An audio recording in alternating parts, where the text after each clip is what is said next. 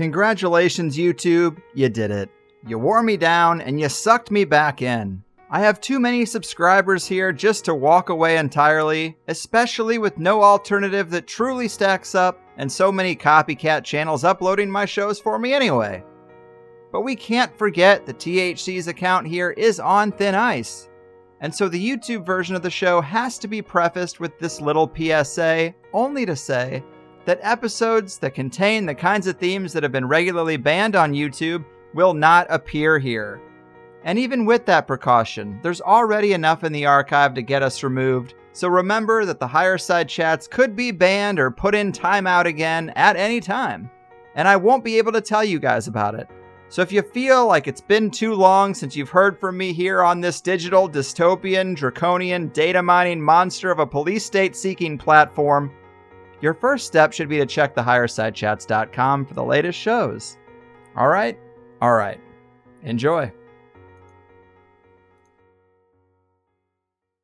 Brace yourself, because you're about to dive into another free first-hour episode of the Higher Side Chats, and we just want to let you know that whether you're looking for a companion through your paranoid insomnia, entertaining yourself through one of life's mundane activities, or trying to ward off the internal screams of all those sad, smothered souls around the office, THC is here. And you should know that every episode of the Higher Side Chats has an entire second hour for Plus members. Sign up at thehighersidechats.com and you'll get years of Plus show archives, lifetime forum access, a special invite to Greg Carlwood's monthly joint sessions, MP3s of THC music, bonus episodes, tour videos, and 10% off t-shirts, grinders, and whatever else ends up in the Higher Side store. It's $8 a month that you won't miss, so become a Plus member and treat yourself in these troubled times. Always action-packed and commercial-free, which means you'll unfortunately never hear my voice again.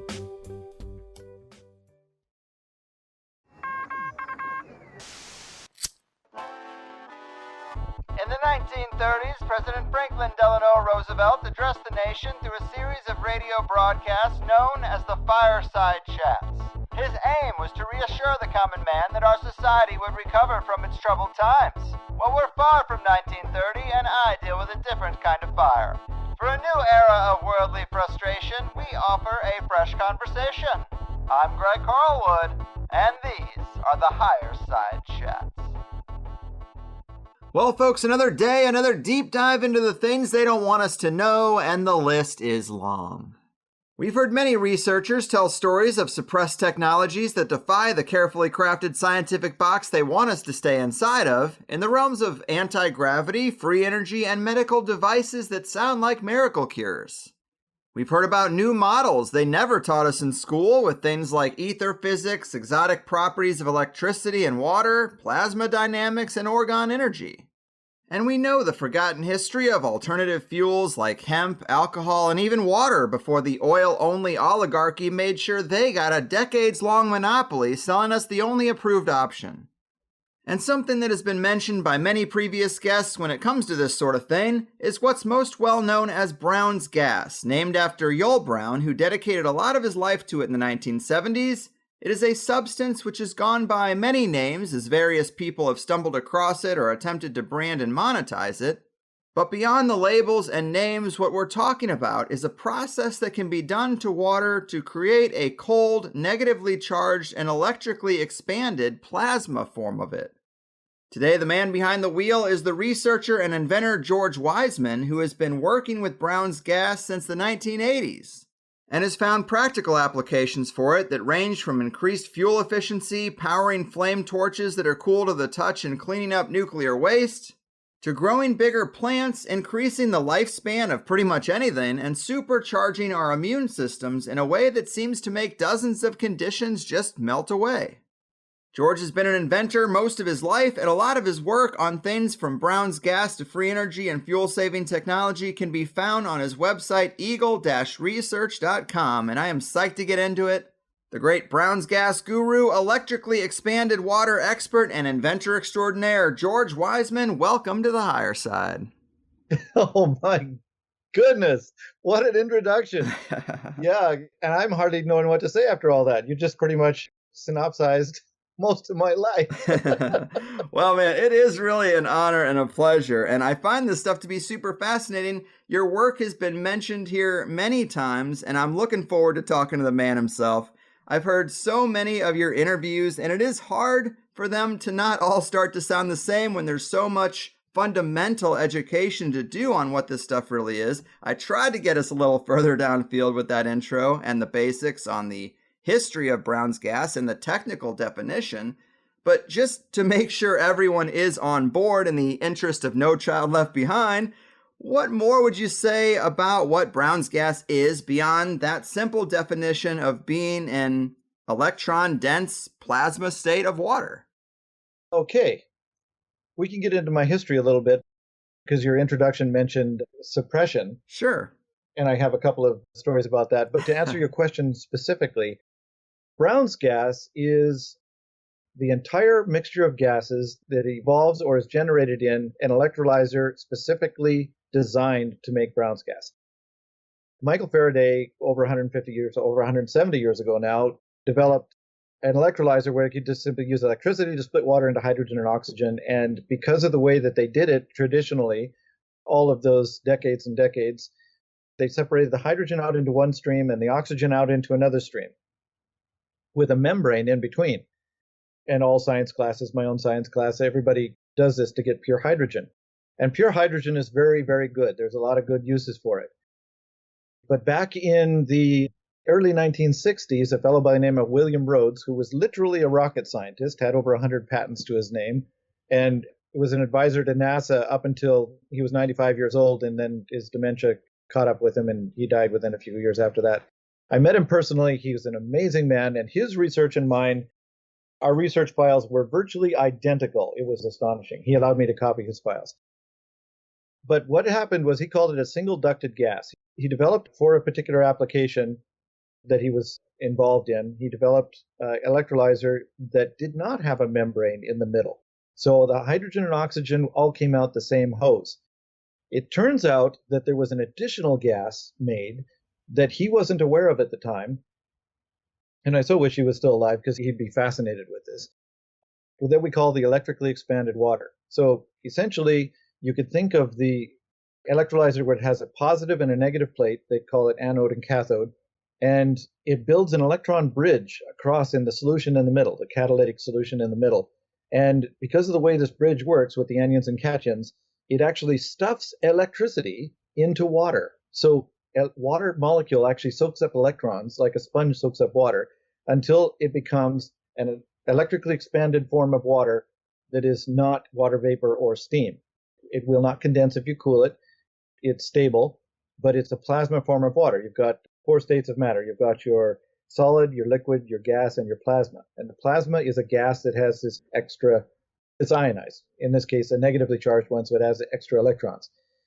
So Brown's gas is a mixture of 6 different constituents measured with spectrographic analysis. We've discovered this. First, you've got your normal hydrogen, H2, your normal oxygen, O2, and then you have water vapor, which any mixture of water would have some. So you have some H2O that is water vapor. And then you have the weirdnesses ones. You have H, which is just simply hydrogen that is not diatomic. It's monatomic hydrogen, which is not supposed to exist.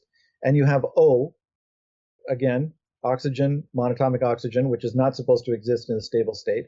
And then you have this electrically expanded water, which in our electrolyzers takes up about 30 to 40% of the gas. So these 6 different constituents all come out the same hose. And so essentially that's what we call Brown's gas. Brown's gas is gaseous mixture that's generated in an electrolyzer specifically designed not to separate the gases. It doesn't have a membrane. So that's my answer to that question. Right on. Yes, it gets pretty technical, but I think that should make sense to everybody. And you did mention the magic word suppression because I've heard you give interviews on a lot of biohacking and alternative health types of shows. And the way I get into these kind of fields is by being interested in suppression, alternative history, corruption, corporate malfeasance. If they're trying to keep something out of the culture, usually for the sake of profits, I'm interested in that kind of thing. And so I end up having to take a crash course in pretty advanced science that even scientists are baffled by, it seems, most of the time. But you said maybe there are some stories of suppression and trouble in your history. And when I asked the audience for questions, that seemed to be one of the big things they were curious about too. What can you tell us in that regard? Okay. I grew up on a cattle ranch, and way out in the boonies, we didn't have electricity or anything. We pretty much had to do everything ourselves. And there was no indoor running water, it's plumbing. So we had gasoline engines, though Dad didn't like to start a tractor or a gasoline engine if he didn't have to. If a horse or a kid would do it, he had 7 kids. But any machinery that needed fixed, we had to learn to fix it ourselves. So I grew up with this MacGyver type mentality of fixing things with whatever was at hand.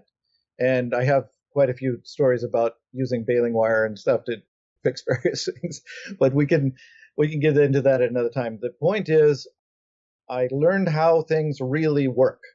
And my very first pickup truck was a 1966 Ford that we ended up dropping a 361 industrial engine in, and it got as high as 45 miles to the gallon.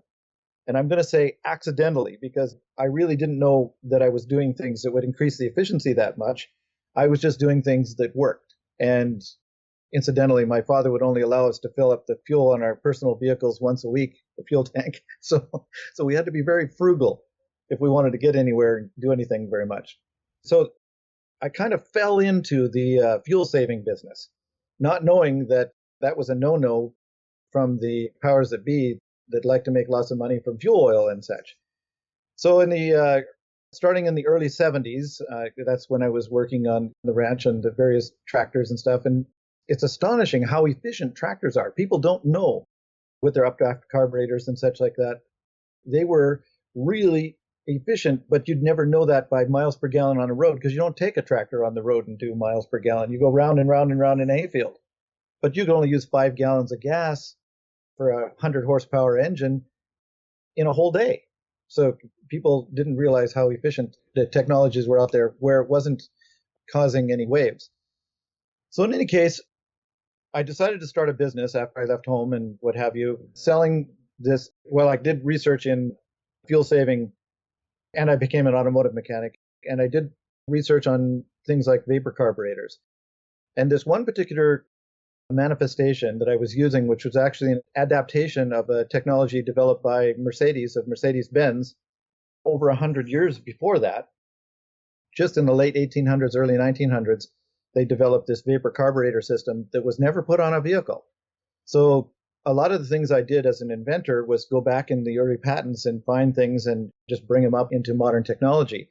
So this particular vapor system would pull air through the system. I call it the HYCO 2A, and it would essentially pre-vaporize the fuel. The simple idea is,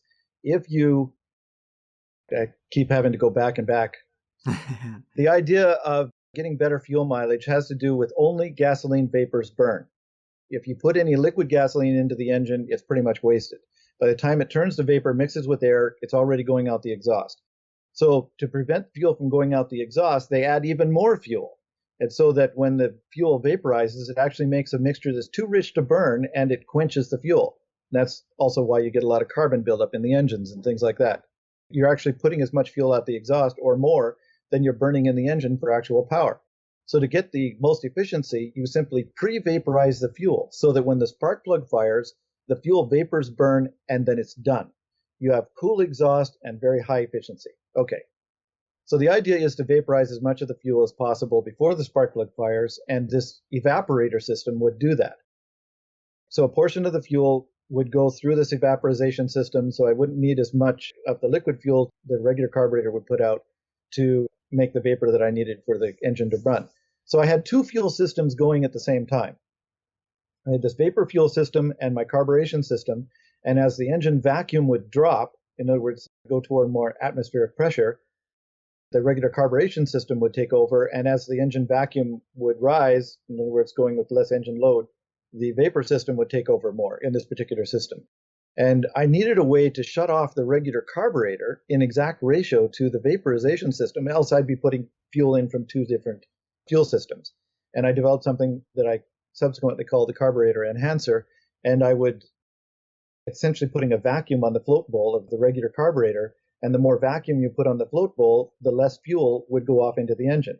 So as the vacuum would rise and more vapors would be coming in from the HYCO 2A, the vacuum would also prevent fuel from going in the carburetor. So that made a really good balanced system. And then I was going to mechanics school at the time, and in this particular 1977 Volare vehicle with about a 350 cubic inch engine, and my vapor system wasn't working, so I shut it off to drive into town. And as I drove into town and back out again, I noticed my fuel mileage was about 30% higher than the normal range. Like I kept close records of my fuel economy so that I would know if what I was doing was working or not. So I shut off that device that I now call the carburetor enhancer because I had accidentally left that turned on, so it was putting a vacuum on the float bowl. And it turns out that vacuum on the float bowl was also increasing in the carburetor. They have something called emulsification or air bleed systems, and that's what turns the fuel's gush into a fuel spray, which increase the size of the spray droplets affects how much of the fuel evaporates. So the carburetors with very good air bleed systems got much better fuel economy. And in this particular case, by putting a vacuum on the float bowl, I increased the efficiency of the air bleed system of the carburetor enough that I was getting a 30% increase in the fuel economy. I shut it off and it went right back to baseline. I turned it on, 30% increase. So all of a sudden I had something you could buy $5 worth of parts at a hardware store, modify the carburetor, take about an hour, hood up to hood down, and you get a 30 to 25% increase in fuel economy. Now the carburetors like the Ford Motorcraft 2150 got essentially 100% increase in fuel economy because it had such advanced air bleed systems in it. So all of a sudden I had something I could sell. So I started selling the carburetor enhancer. First I was just installing them on hundreds of people's vehicles in my local area. And I had people booked 3 or 4 weeks in advance and back to back lining up in the driveway getting these systems on. And then I turned it into a do-it-yourself book because I approached this particular company that did infomercials, and they were very interested in this, the advantage of this fuel saver. And that, like say back in the 70s, early 80s, fuel saving was a big thing. But then they immediately, after they learned that it was only $5 a parts you could buy in a hardware store, they said, no, we won't take it on. We want something that's pretty much exclusive. You can't just build it yourself. So I thought to myself, why don't I just write up assembly plans and start selling a book on how to do this and go mail order and what have you. And that sold really well, really, really well, the book. And a lot of people, hundreds of thousands of people were getting better fuel economy. I think I've helped over 300,000 people get better fuel economy so far to date. Wow. And then people were saying, well, I don't want to go to the hardware store and buy, these things. Can you sell a kit? So I sold a kit. And that did fairly well. And we weren't really getting into the suppression part really at that point, but I must have caught somebody's attention. Because when I started then selling the vapor system that went with that, the HYCO 2A system, I started selling and it was fine, and up to about $5,000 a month income was fine. But right about the point where I really accelerated and I was going up to about $50,000 a month income, I was shut down. I was shut down hard.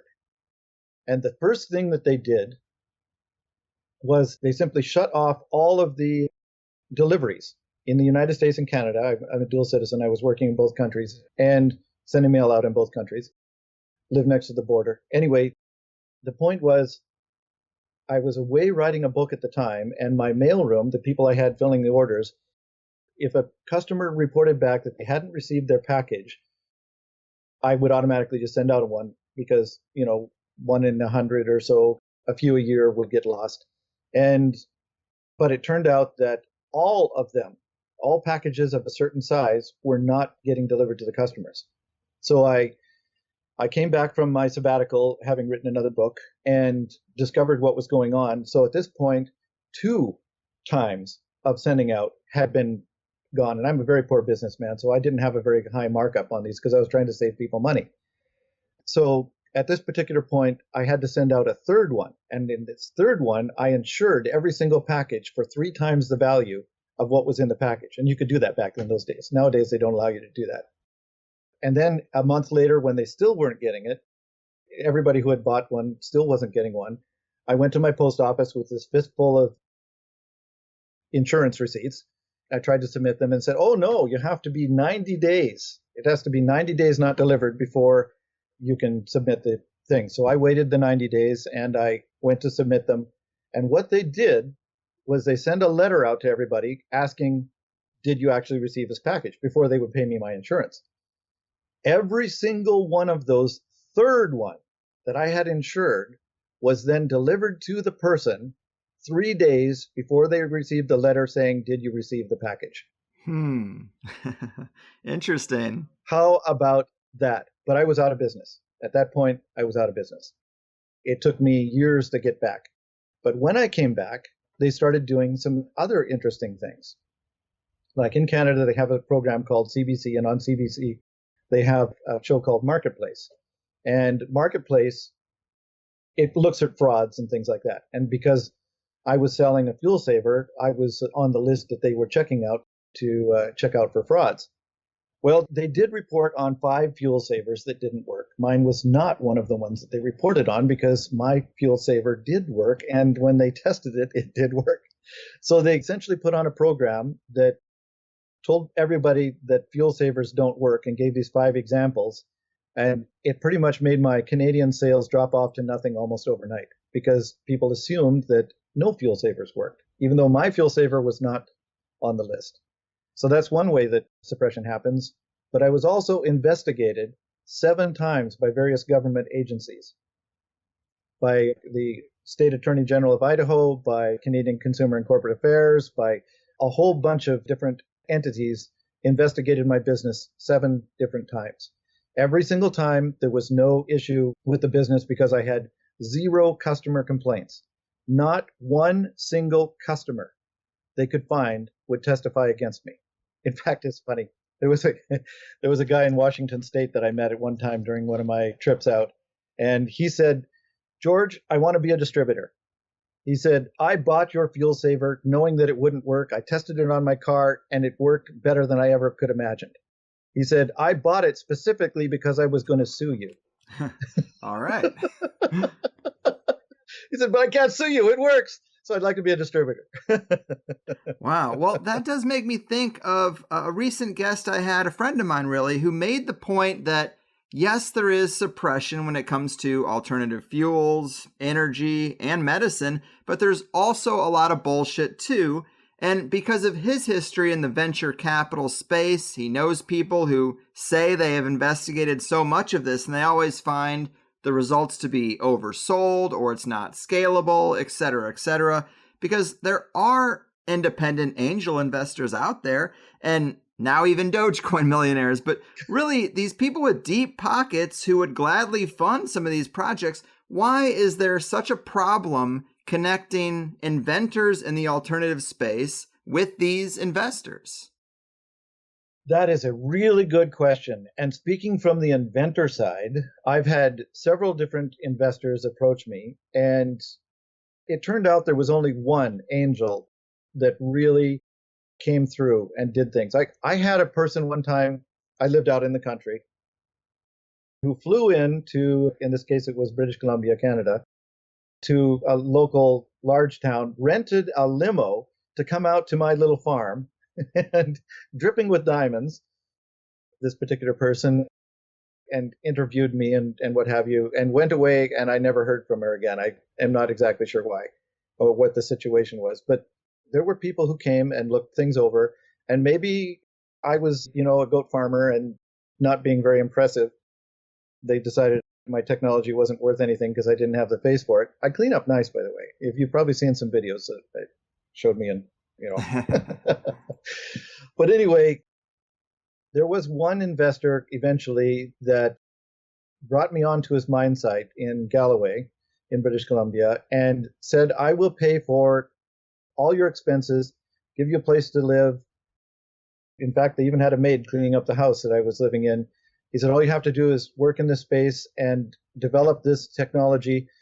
Essentially, I was taking over from a former inventor that had been working there on Brown's gas and had abandoned the project. So they looked to the guy who wrote the books on Brown's gas, and that was me. And I was actually living not too far from there, about 3 hours from that particular mine site.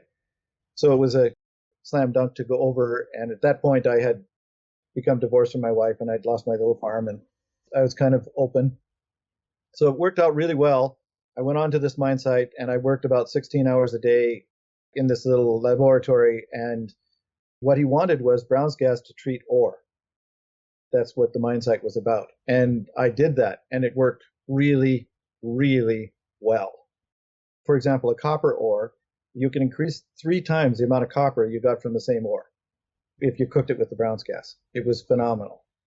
So he was really happy, and we had a good relationship there. And at that point, I developed the large water torches and what have you. He sponsored that research as well. And the research really got ahead from that particular angel. But most other investors, they want control. They want something that's already ready to go, and then they want control of it as well. I even tried with the AquaCure machine. I tried approaching people from Shark Tank to get them interested, and I couldn't even get past the people you have to get past to talk to the people. They weren't interested. And I've made millions of dollars now selling the AquaCure machines, and these guys, just from essentially working in a 2-car garage, and these guys, they would have made hundreds of millions of dollars. And they still would, and they still could if they were invested in it now, if they invested. Yeah, Mark Cuban, where are you at? Yeah. But man, I do want to get deeper into the AquaCure, and just to let the audience know, obviously along the way, you've discovered multiple different uses for Brown's gas. People should watch your presentation at the water conference in Germany a few years back, because you do run through these. Apparently, you can clean radioactive waste more efficiently than anything in a very short amount of time. You created a flame torch, a welding torch that can burn through tungsten but isn't hot to the touch. I mean, there seems to be a lot of applications, but this ore thing you're talking about, this is really interesting to me, because we like to talk about things like alchemy and transmutation. And on your website, there is a mention of transmutation, and you say that maybe there's been a discovery of 2 different processes that would work here. That was also one of the audience questions. Do you consider yourself an alchemist? But apparently, when you cook minerals in Brown's gas, you can make rubies, sapphires, diamonds, precious stones. You mentioned moonstone being made from feldspar. Can you elaborate a little bit on this? Because it seems pretty powerful, a little mystical.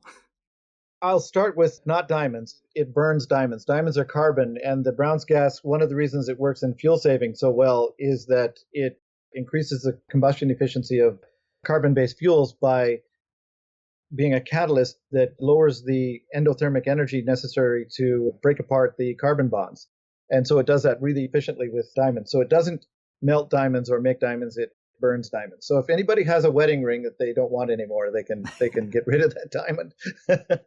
Fair enough. Okay, so but everything else you said, absolutely right. One of the things in this particular mine they had was very clean feldspar. And if you have clean feldspar that doesn't have very much iron in it, and you melt it, it makes a transparent moonstone. And there's only one place in the world where you can get transparent moonstone, but you can artificially make it with the Brown's gas, and that is stronger than steel. In fact, they did an article in Popular Mechanics about making bridges out of moonstone because they'd last forever and be corrosion resistant, and they're stronger than steel and all that stuff. So I used to do a little dog and pony show every Saturday at the mine where he'd have investors come in and I'd show them all the amazing things that Brown's gas could do. It was fun. But everything else, the rubies, the sapphires, the emeralds, all those kind of things you can make with the Brown's gas just by melting the corundum with the appropriate impurities in it to make the various colors. By the way, if there's iron in the moonstone, it makes it black. So you can have transparent or black or anything else, depending on what impurities are in there. As far as the 2 different ways of transmutation, yes, the Brown's gas does transmutation 2 different ways. One of the ways we discovered was, you remember my mentioning this chiropractor, his name is Lloyd Jacob. He fell down some stairs and broke his neck, supposedly. And so that isn't happening anymore. Mm-hmm. But he was using this machine for years that I had given him. And during those years' time, he brought the machine up 3 different times for a clean out because there was sludge formed in the machine. Now, originally, we thought that sludge was pretty much from any impurities that were in the water, because impurities that are in the water you put in the machine stay in the machine, and only the hydrogen and oxygen from the water come out. Turns out that wasn't really true. While some of that is happening, it turns out that the actual sludge is transmuted material. And we tested that material and found that it contained exactly, in exact ratio, the same materials as in stainless steel plates. Stainless steel. And we were using stainless steel plates as the electrodes. So we had 19 pounds of electrodes when the machine is new. We took 19 pounds of essentially sludge stainless steel out of the machine over these 3 clean-out times. Now, there was a little water, it was wet, but essentially 19 pounds. And the plates still weighed 19 pounds after 3 clean-outs. So the machine was making stainless steel, iron and chromium and those kind of materials inside the machine itself. So that's one way that transmutation is happening. Another way that it happens is what we were talking about just recently, where we're cooking the ore. So if you have an ore, and I was a prospector for a while as well and learned a bunch of things, and there's creeks that generate gold. There is no mother lode, but the creek has gold in it every year if you're doing placer mining and the water that comes down. So the prospectors theorized that there was some sort of transmutation happening upstream, where when the water is going over certain minerals, it would build up a mixture like making a cake. For example, you put these ingredients together and you cook them and you have a cake. But if you don't cook it, you don't end up with the cake. So what we're thinking is, when you have a certain combination of materials together, like the things that make copper, actual copper metal from the copper ore, and you cook it, you get that copper. And I theorize that when you're cooking it with the Brown's gas flame, cooking this ore that isn't copper and wouldn't show up in copper in any kind of an assay, but now you're cooking the ore, more of it turns to copper than there was before. So that's why you're getting 3 times more copper out of the ore than you would otherwise. And there's some other side effects, like the platinum-based metals. A lot of times they can't get it processed because there's too much iron, and the iron interferes with the processing of it.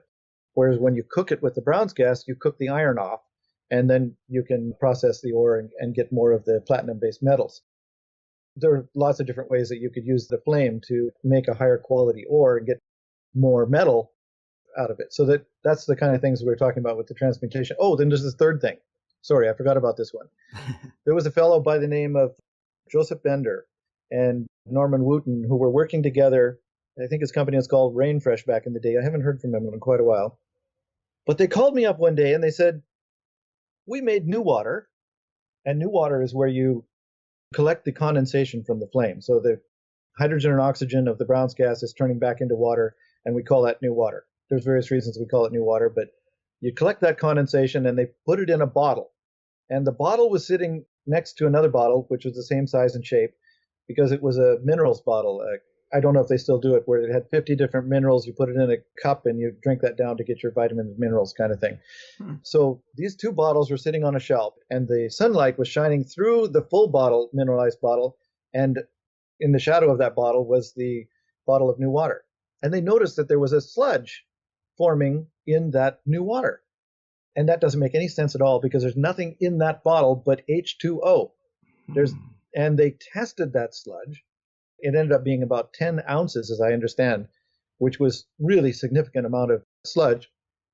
They tested that and found that it contained every single mineral that was in that bottle that was sitting next to it, that was being imprinted on from the sun, from the solar. Wow, I thought that's where you're going to go with that. And I've heard little examples and stories like that. The memory of water, and apparently this ability for it to transport things. That's crazy. I love hearing that, though. Yes. There's way more about water that we don't know than we do. I can tell you that for absolute fact. I've seen some things that I haven't been able to duplicate, but they happened at least once, and I know personally that they did happen. So I don't know how to duplicate it happening, but there's things that happen that would revolutionize the world as we know it. It's astonishing. I just as an example, one particular experiment, and I had a friend of mine, lives in Germany now, married a woman over there, standing next to me when this happened. We had an electrolyzer running. It was one of my very early designs. I still have it, actually. And it was producing about a bubble a second, okay, about a 1/4 inch diameter bubble a second. Just boop, boop, boop, boop. Nothing very exciting or anything. We were just running it there, testing one particular thing or another. And all of a sudden, for no reason I know of whatsoever, it started to produce, I'm going to say, at least 1,000 times more gas. It practically blew the water out of the cup that the hose was in. It was just a huge amount for a few seconds. It wasn't just an explosion. It continued like that. And then all of a sudden there was a little, almost a ping sound. And then it went back to boop, boop, boop, boop. Weird. If we hadn't been standing there watching it at that instant, we wouldn't have seen this astonishing amount of gas where something all lined up in that electrolyzer to the point where it was splitting water with no more electricity than normal. And this particular power supply that I was using was amperage limited. It was fixed. There was no way that you could suddenly be putting 1,000 times more wattage into the machine. So that there was no possible way that that could happen. Interesting. Man, this is exciting. There's a lot of kind of advanced and weird stuff I want to ask you about, but I can't believe we've gone over 30 minutes and barely mentioned the AquaCure. This is something people are going to want to know about. It is the water electrolyzer Brown's gas machine that you sell retail for the health benefits. And you can both drink the water once the bubbles go through it and inhale the gas. There's a range of conditions that seem to go away, and that list is very long because it's really just apparently allowing the body to self-correct. But you list the various conditions in the water conference presentation, things like melanoma, arthritis, skin conditions, autoimmune issues, hair growth, libido, general vitality. Can you maybe talk to us about some of the most impressive testimonials you've heard recently and maybe demystify the healing for people? What is going on under the hood when we really get down to it? Oh, man. Let's, in short, say it helps the body heal from virtually every ailment known to man. Powerful statement. Whatever ails you, you're likely to do it. And just to give a little background on that, our bodies are 62% hydrogen, 24% oxygen, 12% carbon, and 2% everything else, vitamins and minerals, that people usually concentrate on instead of the 62%. So hydrogen is our most important macronutrient. And most people aren't getting the hydrogen that they need because the way that hydrogen is generated in the body has been compromised. We can get into that a little later if we have more time. So hydrogen supplementation is absolutely essential in order for people to get healthy. And just a quick little history, I stumbled into the Brown's gas for health, the hydrogen for health. It was actually almost beat upon me by my customers. I had no idea that hydrogen could be used for health. One of my customers in 1996 had one of these water torches, and for some reason, I have no idea why, bubbled the gas in water and put it in a cotton sponge and put it on the melanoma on his forehead. And then within 3 weeks, it healed the melanoma. I did not believe him, but I did send out the information to the other thousands of people like I knew that had saying it's a potential use for health, the Brown's gas. And hundreds of these people had Brown's gas machines of one kind or another and started experimenting with it. And the testimonials I was getting back were astonishing. But it still took me until 2005, 9 years before I actually drank a glass of bubbled water myself. And so I started drinking the bubbled water just to prove it was safe so I could endorse it. I haven't been sick since then. I've had sniffles a couple of times, but in a few hours it's been gone. And both those times were after long distance flights on an airplane, interestingly enough. Wow. Where I didn't have my Brown's gas and drinking the water or anything, and one was intercontinental. In other words, other flights, long flights. So getting back to the Brown's gas for health then, in 2007, I started selling the machines because in 2 years I hadn't ever got sick and I was fine. I said, I endorse it. Here's a machine that is specifically made for or optimized for bubbling the water. And then from 2007 to 2016, people were asking me, can we inhale the gas? And because I was always using it for combustion, I was always saying, no, it's an explosive mixture. Don't inhale it. I don't want to see people's lungs splattered on the walls. And I was wrong. I was very, very, very wrong because in 2015, December of 2015, a customer sent me a video showing a Korean hydrogen bar. And the machine they were using in there was a Brown's gas machine in the hydrogen bar. I knew that machine very well. And people would just come in and buy a treatment like we buy a cup of coffee. They'd sit there for a while in a comfortable chair and kind of meditate and inhale the Brown's gas. And I realized at that point, what I should have realized right from the start is if you mix the Brown's gas with enough air, it is not explosive, and you're still getting a therapeutic benefit. Now, about that time, in 2007, a fellow by the name of Tyler LeBaron, who was a medical student at the time, got a hold of me because he was very interested in hydrogen for health. And we did a few consultations, and we've kept in touch ever since. So now he's Dr. Tyler LeBaron and has one of the very best hydrogen for health websites, molecularhydrogeninstitute.com, on the internet. So as it progressed, my wife at the time, late wife now, said no one would ever buy this piece of scientific-looking apparatus, and no woman would buy it. So she advised me to put it in a case, and then my current wife said the same thing, along with a lot of other people. So once I started inhaling the gas in March of 2016 and decided that it was safe and efficacious because I thought it was healthy at the time. I did not inhale the gas because I was expecting to get healthier or to have any health benefits, which I've had many health benefits. It's amazing. People guess my age at 10 to 15 years younger than I am. My hair has started growing back. My neuropathies disappeared. My warts disappeared. I no longer needed to wear glasses. There's so many things that happened. I can't even remember all the things that I was living with before. In any case, I did build it into a case and stuff, and that became the first AquaCures that I introduced at a Tesla symposium in Albuquerque, New Mexico, back in 2016, and everything has developed from then. Impressive. And just for people who are unfamiliar, there's been several studies that have done on plants. Apparently they grow 3 times bigger or 10 times bigger in a hydroponic process. Fish swimming in it have grown 3 times in size and apparently live longer. Chickens that were given Brown's gas doubled their egg yield overnight. It seems like there's just so many applications for anything that's living. It benefits from this. You mentioned that our hydrogen sources have been compromised. What's that about? Okay, so we can't breathe in hydrogen because there really isn't any hydrogen in the air. It's an oxygen-nitrogen mixture. So where do we get our hydrogen from? People would ask. And you get it from your food. We eat hydrocarbons, okay, which are hydrogens attached to carbons, and we have to digest them. But it takes a lot of energy to break apart the hydrogen-carbon bonds. So we start by masticating our food in our mouth and putting in some enzymes, and then the food goes down into the stomach and the acids work with it, and it goes into the lower intestines, and you've got your bile and everything, and some digestion takes place. And then it gets to the colon. This is the important part as far as hydrogen is concerned, because the specialized bacteria that break apart after this food is all prepared and the enzymes and catalysts are there, the bacteria use that to break apart the hydrogen-carbon bonds, and the hydrogen then goes out into the bloodstream in your colon. Your colon actually breathes. That's where you get your hydrogen from.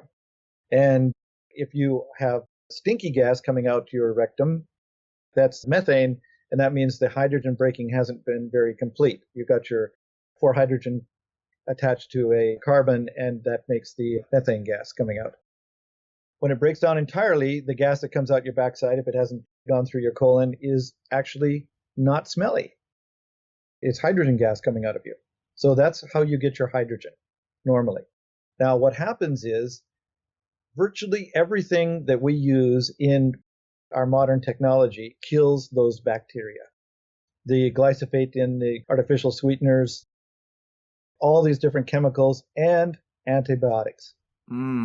Antibiotics kill bacteria. That's what they're made to do. Right. And they kill the good bacteria along with the bad bacteria. So people, they take probiotics and stuff, but probiotic mixtures don't have these particular bacteria in them yet, because it's still a new science learning about this thing that generate the hydrogen. So that's why we're doing the hydrogen supplementation, because we don't have those bacteria in our guts anymore, because our modern civilization, with the miracles of antibiotics and all of these other chemicals, have killed those bacteria. Well, that's a great explanation. We know that so many industrialized processes, particularly in food and medicine, are super backwards and not yielding nearly the results that the arrogance of the industries would suggest. And I mean, that's just more fuel for the fire. Yeah. And I know you're always getting testimonials about all kinds of things people are seeing with the use of the AquaCure and Brown's gas, and people have used it on their pets. I heard you mention in one previous interview that some pregnant ladies were opting to use it and you were interested in seeing those results. Is there any follow-up on that? Not specifically. There have been pregnant ladies use it, and they haven't gotten back to me about their results. I'm assuming everything went well, because I think I would have heard if it didn't. Right. And when we were talking about the fish would grow 3 times faster, not 3 times bigger. So in the same time, like say a month range, your fish would be 3 times bigger. But when they reached the full size that they would normally reach, they wouldn't get any bigger than that. They would just grow faster. Right on. Faster, but live longer, huh? And they lived longer. That's exactly right as well. And that goes back to, there's a Japanese study that had to do with, because Japanese have an obsession with long life, long healthy life. And in this particular study that they did, I'm saying 10 years or so ago, they took a group of families that were long lived. All the members in the family tended to live 100 plus years old, and a group that were very short lived. They would live only in the 50, 60 year range as a family. And they measured the hydrogen output, the hydrogen in the breath of both these groups of people. And they found it was consistent that the people that did not live long did not have very much hydrogen in their output breath. Because it's when they eat and the hydrogen goes into their bloodstream through their colon, any excess hydrogen is exhaled. And that's the same with the Brown's gas machine or the AquaCure. If you inhale more hydrogen than you need, your body just exhales the excess. That's why there's virtually zero toxicity. And the group of Japanese that were long-lived had consistent excess hydrogen in their output breath. So they concluded that the hydrogen was a major contributor to the longevity of these Japanese families.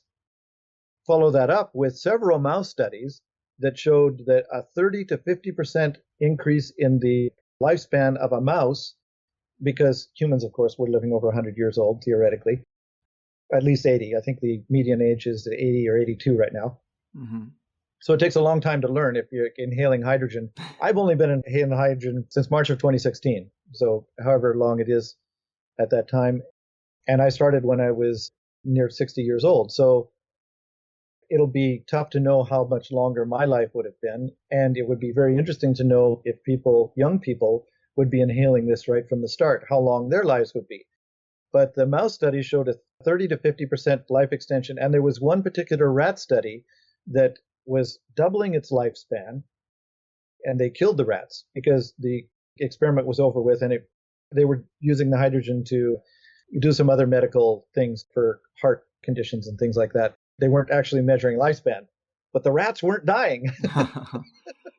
Wow, so they just killed them because they were living They just too killed long. them, yeah. Who knows how long those rats would have lived? All right. Well, that's science for you. That's how they do things in that science business world. But so I got to ask you this pandemic thing we've been dealing with, it should probably get a mention. I've actually heard you talk about some pretty heartwarming stuff that you've seen in the past year with sharing of machines, people running hoses over to a neighbor, and self-healing outside of the Rockefeller medical system. But instead of medically induced comas, ventilators, lockdowns and quarantines, and now this rights-restoring, nearly mandatory vaccine, if the CDC had just mailed everyone an AquaCure, would that have been enough to solve this problem? Absolutely no question whatsoever. Absolutely. And some people even floated that idea to me. How much would it take if I had a couple $1 billion? How many machines could I make, kind of thing? Well, it turns out that people didn't understand this disease. I'll be very specific on there, but then I wanted to talk about an inexpensive mitigation that would have stopped this disease in its tracks. Let's just point out that Brown's gas is actually, there's a book out on hydrogen for mitigating the virus du jour. But getting back to the actual Brown's gas, it's the number one treatment in China for mitigating this virus du jour. Number one. And there's Chinese videos that are showing at the point where people would be getting a ventilator, the disease had progressed to the point where the cytokine storm in the lungs was happening. And it's very important to know the pathology of the disease before you actually start to treat it. And that's what's happening, is that people don't know the actual pathology of the disease. But in any case, when they start inhaling the Brown's gas, even if they're at the point where the doctors would want to ventilate, they start breathing easier and their blood oxygen levels come up from just inhaling the Brown's gas. And within 3 days, they're walking out of the hospital. It's that profoundly efficient. I have not heard of a single person getting this virus du jour who is inhaling the Brown's gas every day. They may become infected, but they show no symptoms. And there is no such thing as an asymptomatic spreader either, by the way. Right. There was a 10 million person study that proved that, as well as a bunch of other smaller studies. And that was being proven even shortly after the Princess cruise ship. Even before that, they were showing that there are no asymptomatic spreaders. But then we'll get back to why there isn't. Okay, there's two things I want to do. First of all, the pathology. Yes. This particular virus is extraordinarily easy to mitigate if you know what's actually going on. And what's actually going on is it's a blood disease, not a respiratory disease. The doctors can be forgiven up until now, because they should know by now, because that it's a respiratory disease, because when the people can't breathe and go to the hospital, that's what they would be thinking. Is they're trained to think horses, not unicorns. Trained to think if people can't breathe, there's low blood oxygen, it's a lung problem. Mm-hmm.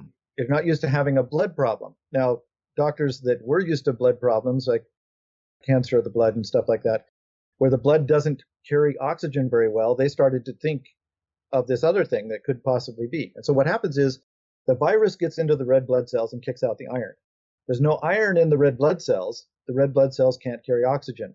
So you have blood circulating in your system that isn't picking up any oxygen, and your blood oxygen levels drop.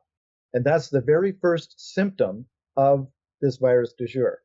So if everyone was given a pulse oximeter so they could measure their own blood oxygen every morning, and as soon as it started to drop, they could self-isolate and treat it, this thing would be over in 2 weeks. The whole thing would be done, gone. That's it.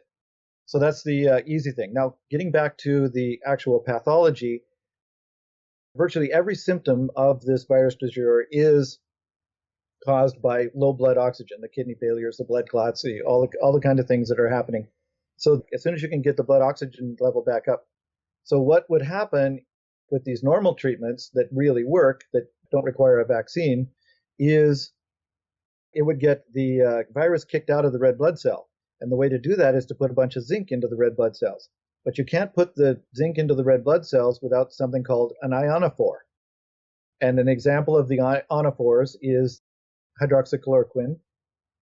But there's bionocide. There's a whole bunch of different ionophores that can put zinc into the red blood cells. As soon as the zinc is in the red blood cells, it stops the viral replication, and the red blood cell can recover and pull the iron, which is still floating around in the plasma. So iron, heme, ferritin, whatever you want to call it, goes back into the red blood cells, and they start carrying oxygen again that quickly. But the Brown's gas, with these electrons in the electrically expanded water, when the electrons get onto the red blood cell, even if it doesn't have very much iron in it, it gives the red blood cell a charge. And that charge accepts the oxygen, grabs the oxygen. So even if you have low iron in your red blood cells, the Brown's gas immediately, within minutes, gets the oxygen levels back up in your blood, because it allows blood to start accepting oxygen again. And now we get into suppression. Obviously, no treatment, including the number one treatment in China. So what is it, 1.4 billion people or whatever? This is the number one treatment right here for the virus du jour. And over in China, they're not having any troubles with the virus. They're going full steam over there. And over here, it's all about getting the vaccinations and the reasons for that. I'm not sure how much your people know about that, but probably too much. But it makes no sense to treat the virus with vaccinations, because now we're getting into exactly the same situation that we did with antibiotics. Overuse of antibiotics made super bacteria. Overuse of the vaccines is doing exactly the same thing. It's making super mutant strains, because any virus that survives the vaccination now can spread and become stronger and stronger. So instead of viruses dying out like the common cold does every winter, the vaccinations are making it stronger and stronger. Then we get into the pathogenic priming and the prions and stuff like that. I don't know if you get into that. But the vaccinations are very bad idea. And the Brown's gas machines not only take care of the virus du jour, but they help all ailments, everything in your body. It brings it to homeostasis. And you get healthy and you live long and you live healthy. You live an enjoyable life. Mm-hmm. Yeah, well, I mean, that is very consistent with what a lot of guests have talked about around here. It's crazy that so many people can be on the same page, yet can't seem to break through to the main stage. It's an interesting situation we're in. But when it comes to the AquaCure machine, it must be very frustrating to have this kind of miracle device, and yet it's not breaking through to the degree that it should. You say on the website that you can't legally call the AquaCure a medical device, so you say it's for use in plants and animals until you're able to get a medical certification. Where are you in that process? There's actually a process in the United Kingdom going right now to get a medical certification for the AquaCure, but that takes quite a long time. Yeah, it's not a vaccine, right? Not an experimental gene therapy they can just get out in the market. No, it's food. This is food. It's literally food. It's the same as you would get from your food. It's not a drug, and your body responds to it just like food. And if you've been deprived, if you've been deficient in this nutrient, your body has shut down those extraneous systems like your regeneration system and your immune system and all that kind of thing. And as you get this food, well, then your immune systems turn back on. You heal from viruses. Like all my warts disappeared because that was a virus that I had for 50 years. And when my immune system got strong enough, it got rid of those. And as my regeneration systems came back online, all my scars disappeared off my body, because instead of patching the skin, my body could actually do the stem cells and regenerate the skin. Wow. It's astonishing. Yeah, it's just amazing. Wow. Well, we got a crash course in all kinds of stuff today. I definitely appreciate it. And as we're winding down here, I obviously will add a link to your website in the show notes, but is there a next phase or new area of invention you're working on? Anything to say about future plans people should know? For myself, I'm pretty much just concentrating the next few years in this AquaCure thing, getting this Brown's gas for health thing out there until Divine tells me that I've done my job and allows me to get back to my free energy research, which my first projects will be like that Lord's pump that I talked about earlier, and perhaps a couple of the electromagnetic field collapsing experiments as well. I have all of the technology and storage, all my experiments and the equipment and everything sitting there waiting for me. And when I get back to it, that's what I'll be doing. Right on. You're on a mission from God, right along with the Blues Brothers. I literally am, yes. Yes. Awesome, man. Well, this has been awesome. We covered a lot of ground, and I know it's a marathon around here, so I definitely appreciate it. I wish you the best. Keep fighting the good fight and take care. Greg, it's been a pleasure to be on, and I look forward to continuing this stuff and helping anybody who listens to you and wants to be helped. Well, we finally did it. After many mentions of George Wiseman and Brown's gas, we got the lowdown from the man himself, and there's just so much to know that we probably could have done 3 or 4 hours. Obviously, because of the format of the show, it was important to talk about the AquaCure and the health implications in the first hour. And with so much background and interesting stuff about fuel economy and other uses, I was getting a little nervous there. I had some follow-up questions that I just had to let go because the health stuff is so important, but I think we were still able to do it justice for the free show listeners. And I talked to George after the show, and I asked him about a THC discount code. $2,500 is a lot of money for people, I know. I get his point that if you transform your health, this is a lot cheaper than going through the ringer of the medical establishment. but still. So I asked if there was anything we could do for you guys, and there was. If you want to get an AquaCure, and you go to George's website, eagle-research.com, and you use the coupon code HIGHERSIDE, you can get 20% off, which knocks off $500. I mean, that's a PS5 right there. And it's very generous of them. I see a lot of 10%, 15%. It's kind of rare to get a 20% discount code, and I'm very thankful that we can offer that. Do your research, make your own choices, but today I wanted to make sure that you guys were aware of the AquaCure, aware of hydrogen's effects on our health. And I don't think your research journey with this stuff should end here, but today we got you a good foundation. And having a lifetime warranty and a money-back guarantee, those things help too. I never want to sound like a salesman with any of the offerings of our guests, but I wouldn't interview them if I didn't think their offerings had value. And I'm just here to introduce you to alternative options because they're basically banned from mainstream society. There's no one giving them a voice. And the mainstream options are such shit, so we gotta look other places. And you still have to decide what's best for you and yours and what alternative roads you really want to go further down.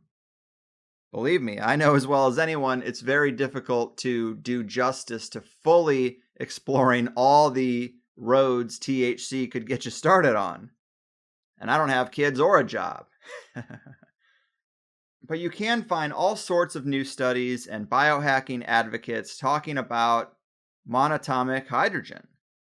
And as I've heard George describe Brown's gas, that data applies here, but this is just going one level deeper into this supercharged form of electron-rich plasma water.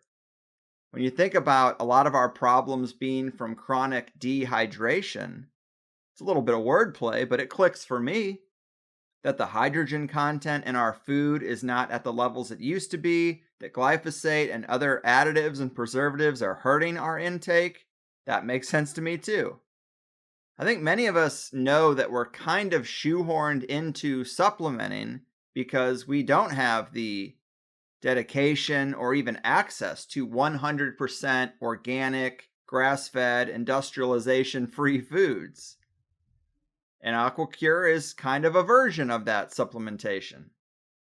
Honestly, I've got so many supplements and pills from Clive DeCarl and Sophia Smallstorm and my own rabbit holes that I start to wonder, should a person be eating this many little plastic capsules?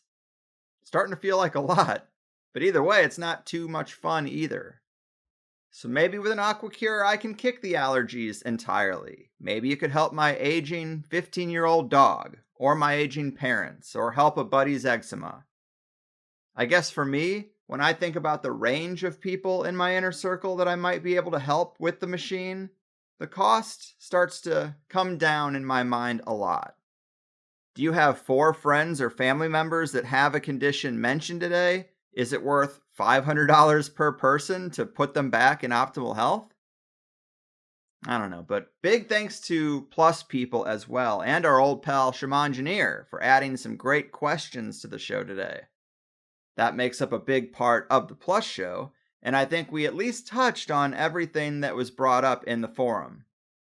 Some of which was even unprompted, which makes it a lot easier for me. And as I usually say, the Plus show adds so much. Today was actually really powerful, one of my favorites in a long time. We laughed, we cried, we talked about story in a person's life, and destiny, and life path. To me, it put the importance of the AquaCure over the edge. Maybe it sounds weird to vet this type of device that way, but if you heard the Plus show, then I think you know what I mean. That part of the conversation added a level of authenticity that is really hard to imitate. And you'd have to be a real psychopath to go there without being genuine. So having never experienced Brown's gas, having only seen positive reviews, even Clive DeCarl advocates for the AquaCure, and then having that added conversation that the Plus people heard, I'm on board. I bought one myself. Let's see how it goes. But as for other Plus topics, we talked about frequency modulation with the AquaCure, free energy technology, Ezekiel's wheel, anti-gravitic craft technology, how Brown's gas compares to EZ water. One of my favorite parts, plasma-based life forms and waveform intelligences. George had some interesting thoughts there. And we talked about cavitation and zero-point energy, the philosophy and unorthodox business ethics that George lives by, and signs from the afterlife. I hate to tease stuff and oversell it, but I thought it was one of the best second hours in a while, and we covered a lot of ground that was pretty unexpected. Help me help you. In times like these, signing up for THC Plus is a small but meaningful revolutionary act. And by introducing you guys to people like Dr. Lando and George Wiseman, can you see how we're slowly, show by show, eroding the stranglehold of the big machine?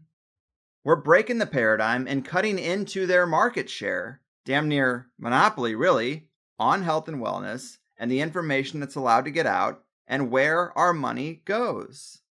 We all have limited funds, but every dollar spent on THC Plus or the books, products, and services of our guests is a dollar that's not going to Walmart or Amazon or Domino's or any of the mega corporations trying to completely destroy any and all alternatives and give you only shiny, shallow bullshit. So consider your role in the revolution. If it's not THC Plus, I hope you're voting with your dollar somehow. But that's the show. I'm psyched to get my AquaCure and report back. I haven't really taken the leap on very many things that come up on THC when it comes to like making a purchase of something. I tend to get really excited about each and every subject, and then it's just on to preparing for the next show. But not this time. I pulled the trigger today. My personal health is pretty much fine, but I did this mainly because I know a lot of people with the exact conditions mentioned today, and getting them to try something like this doesn't seem like too far of a stretch. Getting them to arrange a Power of 8 intention session is probably a bridge too far for the people I know, but breathing in Brown's gas is an easier sell. It doesn't really stretch the mind too far outside of conventional thinking, so let's give it a go. If you're feeling the same way, definitely use that coupon code HIGHERSIDE and get 20% off, $500 off. Big thanks to George for offering that, and for his time, and for his work. If you get the chance, tell him that it made an impact on you. As for us, I think we've been on a roll lately, and we're learning more with every guest. So I'm happy. I hope you're happy. Keep the fear at bay, and push the big machine away. I'm getting out of here. I'll see you next time. Your move, pill pushers, jab advocates, and misguided upholders of the Rockefeller medicine modality. Your fucking Sometimes when I get down, I eat a bunch of corporate junk. Processed stuff that makes you fat. Yeah, it's a weak and sickly people making industry. Don't tell me lie. Discipline is no fun, I find. Denial makes it all gone. And I don't have to face it, that's right. And you're wrong.